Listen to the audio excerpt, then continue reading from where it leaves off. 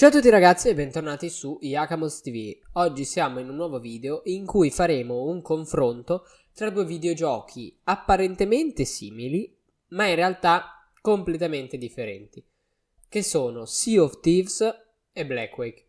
Vi spiegherò le differenze tra questi due giochi e alla fine vi consiglierò anche quale dei due prendere in base al tipo di gioco che vi piace e che volete. Black Wake è uscito a febbraio del 2017 su Steam, ma è ancora in early access, mentre Sea of Thieves non è ancora uscito, ma uscirà nei primi mesi del 2018, sia su Xbox che su Windows Store, quindi volendo su PC. La più grande differenza tra questi due giochi la si trova nel gameplay. L'ambientazione è la stessa, infatti sono entrambi giochi con tema a sfondo dei pirati, ma uno è un open world, Sea of Thieves, e un altro è un semplice multiplayer online che può essere Team Deathmatch oppure Capture the Flag, Black Wake. In Black Wake si combatterà con un equipaggio fino a 16 giocatori su una singola nave, guidata da un altro giocatore oppure da te stesso che è stato votato come capitano. Le modalità di gioco i server possono avere fino a 54 giocatori in una singola battaglia. Se si fa parte dell'equipaggio si potranno fare moltissime cose sulla nave, si potrà aiutare i propri compagni in tantissimi modi. Si può essere parte dell'equipaggio addetto ai cannoni, quindi si possono ricaricare cannoni, indirizzarli e sparare alle navi nemiche per cercare di abbatterle. Oppure si può essere il padrone delle riparazioni e quindi andare a riparare i buchi per tenere la nave in movimento, i buchi causati da spari dei nemici, oppure riparare le vele, oppure pompare l'acqua, oppure fermare un incendio della nave appunto utilizzando i secchi riempiti d'acqua. E infine si può anche salire sulla nave nemica, si può anche attraccare, diciamo, con i grapples, salirci sopra e combattere o con fucili o con spade per conquistarla. Se si viene nominato capitano, si guida la nave e si danno anche gli ordini all'equipaggio su cosa fare, su dove sparare, con cosa ricaricare, eccetera.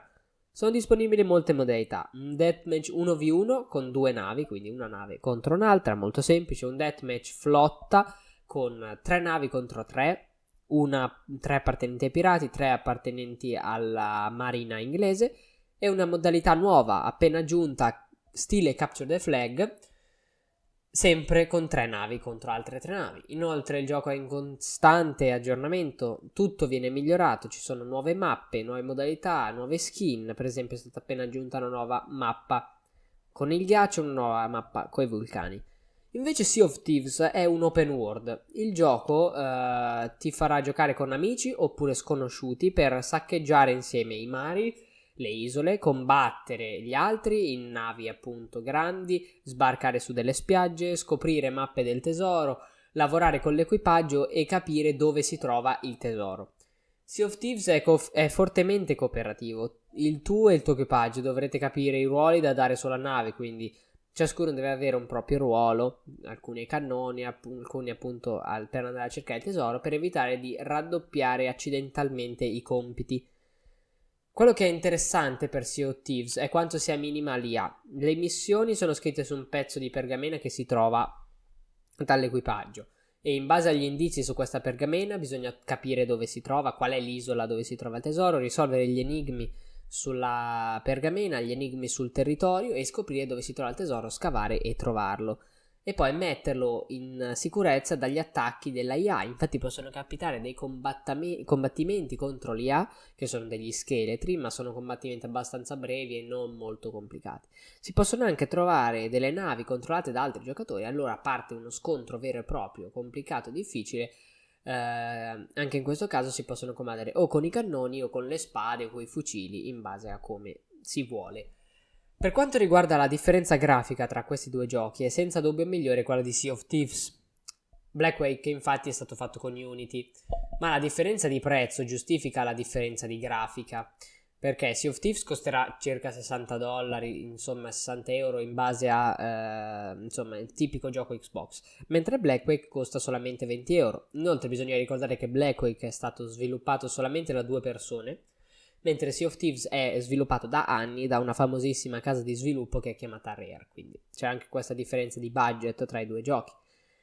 Infatti in Black Wake ci sono anche alcuni bug, però il gioco è ancora in sviluppo, in early access, e quindi si suppone che verranno migliorati, mentre si suppone anche che in Sea of Thieves al lancio non ci sia nemmeno un bug, visto che quanto è il tempo che è stato sviluppato. In entrambi i giochi è fondamentale la comunicazione tra giocatori, infatti ci sarà sia una chat che un modo di comunicare con il microfono.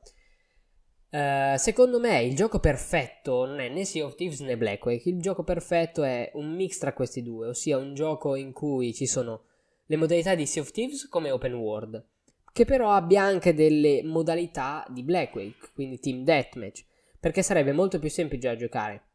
Si possono anche fare sessioni di gioco da mezz'ora facendo solo il deathmatch, senza dover per forza ininterrottamente giocare per ore per cercare tesoro, risolvere enigmi e combattere. Se volete, ho iniziato una serie su Black Wake sul canale, una serie gameplay, quindi se volete dategli un'occhiata, arriveranno probabilmente a breve nuovi episodi, al momento ne ho fatto solo uno che vi metto in descrizione. In definitiva, quello che vi consiglio di fare è di comprare Black Wake innanzitutto, perché costa poco come gioco ed è molto divertente e molto longevo. Poi, se il genere piace, allora consiglio assolutamente di prendere anche Sea of Thieves, perché sarà un gioco totalmente differente, con la stessa ambientazione e probabilmente anche fatto molto meglio. Se invece Black Wake non è piaciuto, non consiglio di spendere altri 60 euro per Sea of Thieves, perché probabilmente non gradirete il gioco. Spero che questo video vi sia stato utile, vi ringrazio per la visione, ciao a tutti, ci vediamo in un nuovo video su Yakamos TV.